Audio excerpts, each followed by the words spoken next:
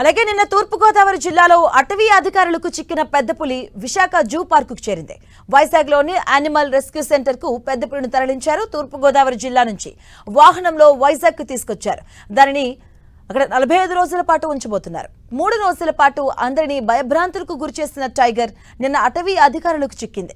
పులిని పట్టుకునేందుకు పూణే బృందం చేపట్టినటువంటి రెస్క్యూ ఆపరేషన్ సక్సెస్ అయింది. మత్తు ఇంజెక్షన్ ఇచ్చి అధికారులు పెద్ద పులిని పట్టుకున్నారు. దీంతో రైతులు, గ్రామస్తులు అంతా ఊపిరి పీల్చుకుంటున్నారు.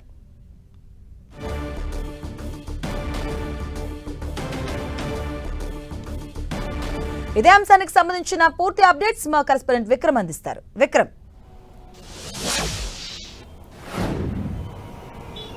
ఆపరేషన్ జాక్లో భాగంగా తూర్పుగోదావరి జిల్లాలో పట్టుబడినటువంటి పెద్దపులి రాయల్ బెంగాల్ టైగర్ కొద్దిసేపటి క్రితం విశాఖపట్నం చేరుకుంది. నగరంలో ఉన్నటువంటి యానిమల్ రెస్క్యూ సెంటర్కు తరలించడం జరిగింది అధికారులు. ఇక్కడ మనం చూడవచ్చు, ఇక్కడ యానిమల్ రెస్క్యూ సెంటర్ను ఫారెస్ట్ శాఖ నిర్వహిస్తూ ఉంది. ఇప్పటికే ఇందులో దాదాపు కూడా 15 వరకు పులులు ఇందులో సంరక్షించబడుతూ ఉన్నాయి. దీంతో పాటు ఇప్పుడు తాజాగా ఏదైతే తూర్పుగోదావరి జిల్లాలో పట్టుబడిందో ఆ పులిని కూడా ఇక్కడ సంరక్షణ కోసం తీసుకొచ్చి అధికారులు ఉంచారు. దీనికి సంబంధించి ఏదైతే తీసుకొచ్చిన పులికి సంబంధించి ప్రస్తుతానికి మత్తు ఇంజెక్షన్ ఇచ్చిన కారణంగా అది పూర్తిగా మత్తులో ఉంది. ఆ మత్తు సంబంధించి కోరుకున్న తర్వాత దానికి సంబంధించి ఏదైతే వైద్యం చేయాలో దానికి సంబంధించి ప్రత్యేకంగా కూడా వైద్య నిపుణుల బృందాన్ని కూడా ప్రభుత్వం నియమించింది. ప్రస్తుతానికి ఆ వైద్యులు ఎప్పటికప్పుడు పరిశీలిస్తూ ఉన్నారు.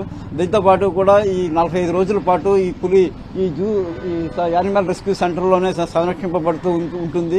45 రోజులు దీన్ని ఎప్పటికప్పుడు వైద్యులు వచ్చి అబ్జర్వేషన్ చేసి పరిస్థితి మెరుగుపడిన తర్వాత ఈ పెద్ద పులికి సంబంధించి నిర్ణయం తీసుకుంటూ ఉంటారు.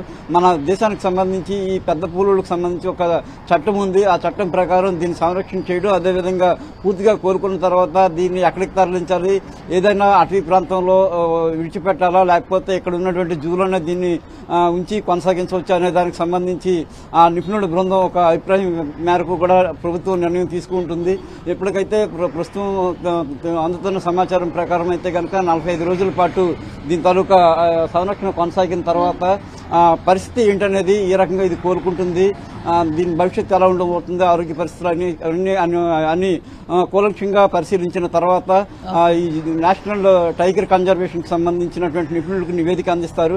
వాళ్ళు దేశంలో ఏ అటవీ ప్రాంతాలు అంటే ఛత్తీస్గఢ్ అటవీ ప్రాంతం నుంచి పెద్దపులి ఏలూరు అదేవిధంగా తూర్పుగోదావరి జిల్లాకు చేరుకుంది.